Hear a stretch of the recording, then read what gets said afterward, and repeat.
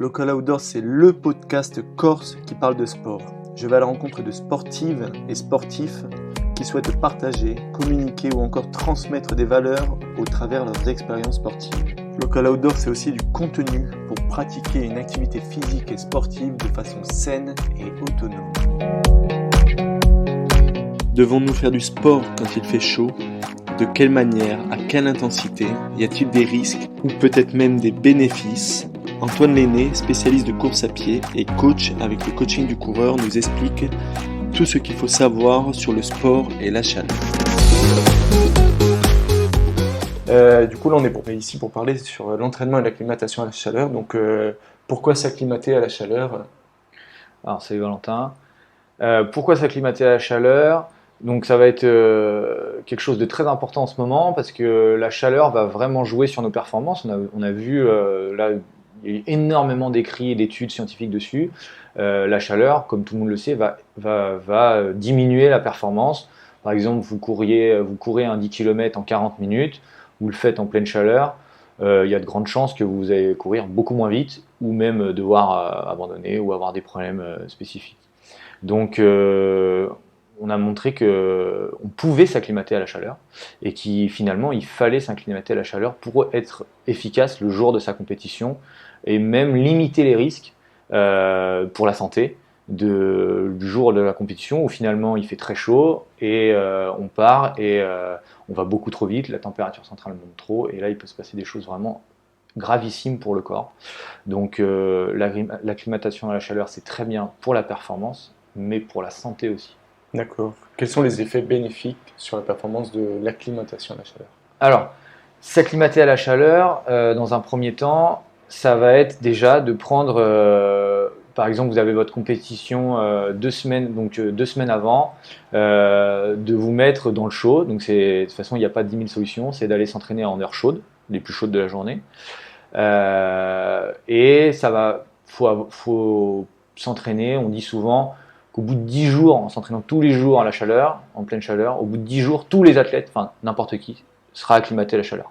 Après, pour certains, ils vont être directement acclimatés, d'autres, ça va durer 4 jours. Bon bref, ça c'est interindividuel.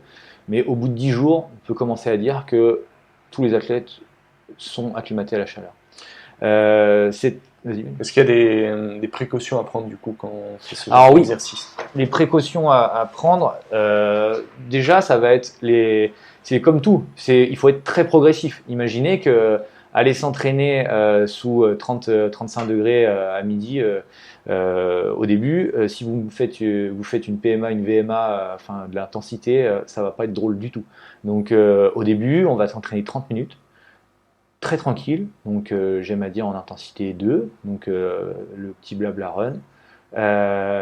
Et déjà on regarde ce qui se passe. Vous allez voir qu'au début, on a beaucoup de mal à suer. La sueur, elle a du mal, on a du mal à...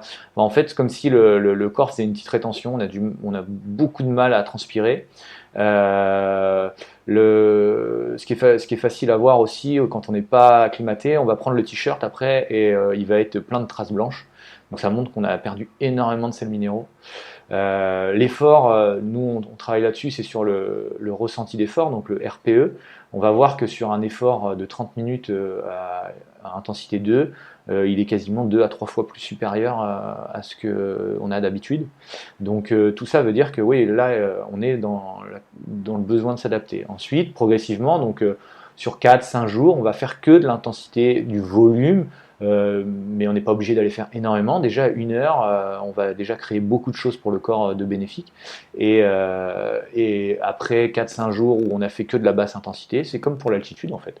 On va pouvoir commencer à intégrer des séances un petit peu plus intensives pour voir comment le corps réagit. Est-ce qu'il y a un intérêt à s'entraîner avec le cardio ?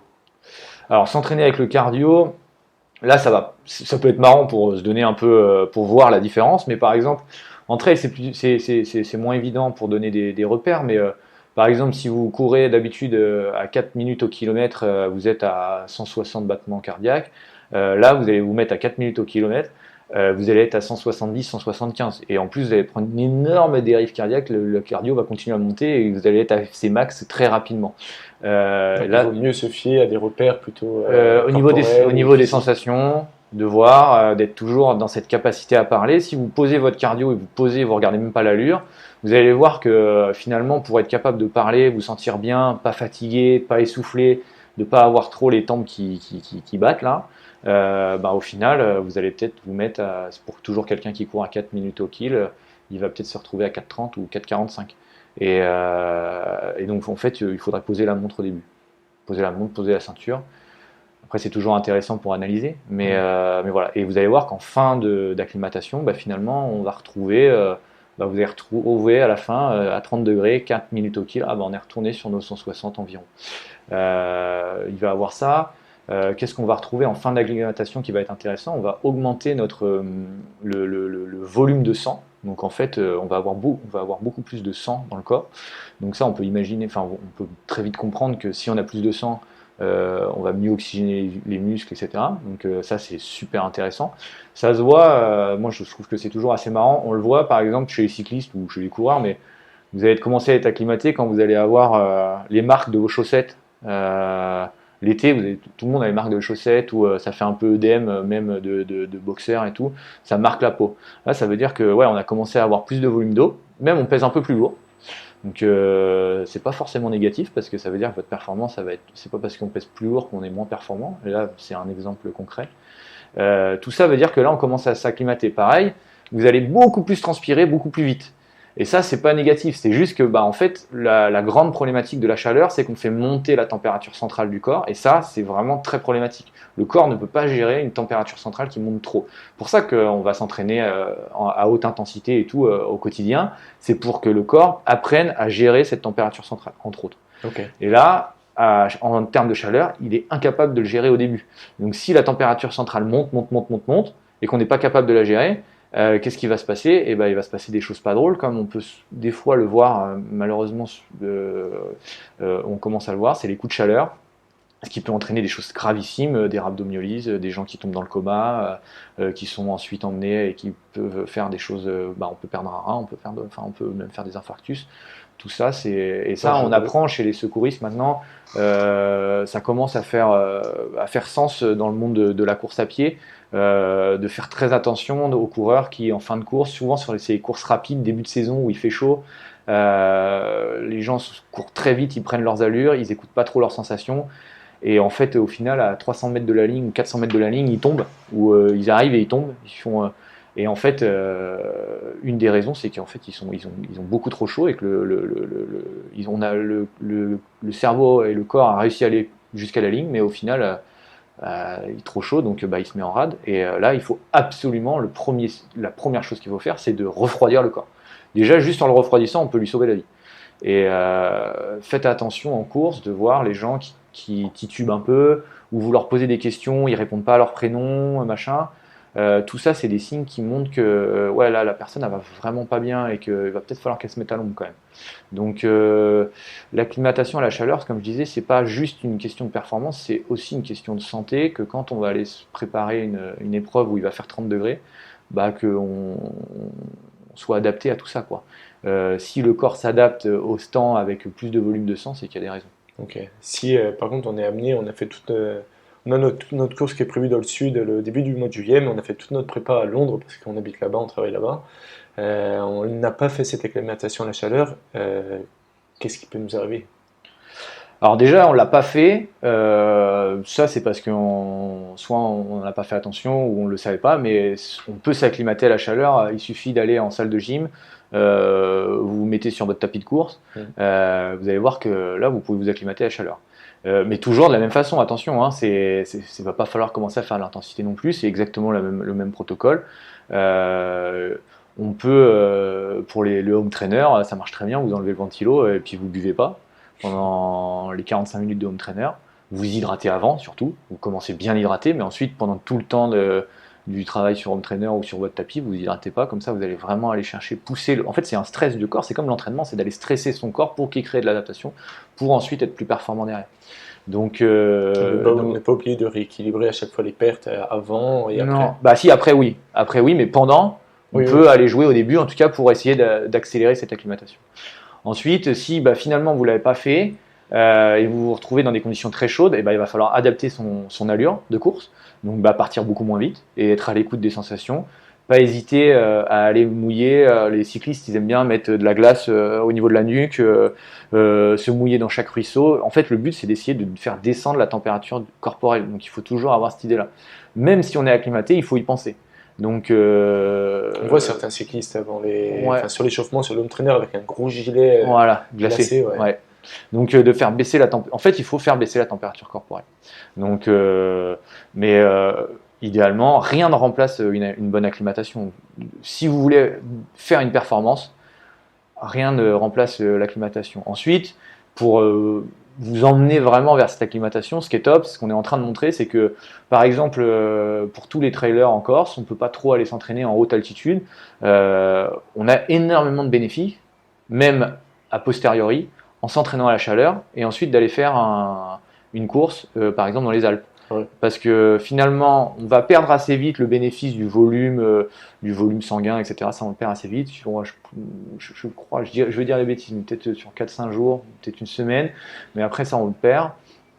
Mais au final, de s'être entraîné dans des conditions où notre RPE a été très difficile, psychologiquement et tout, ça va rendre la course beaucoup plus facile, et on le voit. Ils l'ont fait des études après Rio sur les cyclistes, je crois, ou les triathlètes, je sais plus. Ils les avaient fait entraîner en chaleur. Ils étaient revenus au continent. Pourtant, ils avaient perdu tous les bénéfices, en tout cas la plupart des bénéfices physio, mais sur un contre-la-montre, ils amélioraient quand même leur performance. En cachant les signes de watts, etc., on leur disait juste au RPE, vous roulez, et en fait, sur un entraînement égal par rapport à avant, ils amélioraient leur performance juste en ayant fait, je crois que c'était 3 semaines en acclimatation à la chaleur. Donc finalement, ça a d'énormes bénéfices. On ne peut pas aller s'entraîner en altitude, et pourquoi pas aller s'entraîner en chaleur, et ça va aussi nous aider sur des performances sur température neutre. Et est-ce qu'il y a un gain, si j'ai une course en hiver, de m'entraîner en chaleur et après d'aller faire ma course en hiver? Ouais, c'est ce que je te dis, ouais, c'est ça. Ouais. En gros, c'est exactement ça. De se préparer pour aller créer toutes ces adaptations. Mais je vais pas créer de stress, le fait d'être allé en chaleur.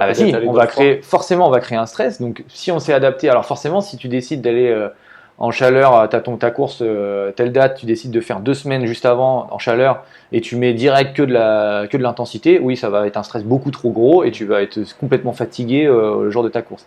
Mais si c'est bien amené avec une période d'acclimatation de progressivité sur 4-5 jours, plus après de l'intensité pour retrouver une semaine à peu près comme si tu ferais comme si tu étais en température neutre, tu reviens. Et ça va être utile sur ta performance en terrain neutre. Enfin, en tout cas, dans le froid, où tu vas être beaucoup plus fort. Enfin, beaucoup plus fort. Du coup, je ne pourrais pas dire le nombre de pourcentage sur la performance, mais en tout cas, ils ont montré que c'était mieux. Ok. Faut-il s'entraîner pour toi à la chaleur ? Pour moi, ça me semble essentiel. Déjà, juste pour éviter ces problèmes, ces gros risques sur la santé que peut faire une course en pleine chaleur alors qu'on n'est pas préparé. On a quand même du mal en course, on s'entend à se gérer, et surtout sur des courses rapides, on veut se donner à fond, et on en oublie des fois le fait qu'il fait très chaud. Donc moi, pour ça, c'est essentiel, et en plus pour tous les gains dont je viens de citer, c'est primordial, mais après, c'est pas à prendre à la légère, c'est un protocole à mettre en place. Faut bien être à l'écoute de sa fatigue et tout ça. C'est sûr qu'au début, ce que j'entends souvent, c'est mais je peux pas m'entraîner pareil que si j'allais m'entraîner dans température plus fraîche le matin. En 45 minutes en chaleur, on crée un stress qui est tellement important que les capacités physio et puis les améliorations sur l'entraînement sont très importantes et très intéressantes. Alors que si tu veux vraiment éviter ça et t'aller t'entraîner à 5h du matin pour éviter la chaleur, finalement tu viens manger sur ton sommeil. Je trouve que ça n'a pas grand intérêt. T'es mieux à faire moins, plus doucement à midi et dormir, que de vouloir y aller très tôt le matin pour éviter ça, puis faire un gros entraînement où au final, c'est un stress finalement encore plus énorme et en plus tu t'adaptes pas à la chaleur. Tu vas avoir chaud toute la journée, de toute façon. Tu vas avoir chaud toute la journée. Ou alors tu vas t'entraîner le soir, tu t'es pris toute ta journée et tout, t'es fatigué, puis tu veux aller voir un soir super tard à la frontale. Je pense que dans la cohérence, c'est beaucoup plus simple d'y aller entre midi et 2, de se faire quelque chose 40-45 minutes déjà. Il se passe plein de choses et plein de choses intéressantes. Après, c'est sûr que si vous n'avez pas l'habitude et que vous faites votre 10x400 à midi le 5 août à Ajaccio et que vous ne l'avez jamais fait d'avant et que c'est la première fois que vous allez en pleine chaleur, ça va pas être drôle, quoi. Et c'est peut-être pas très intelligent.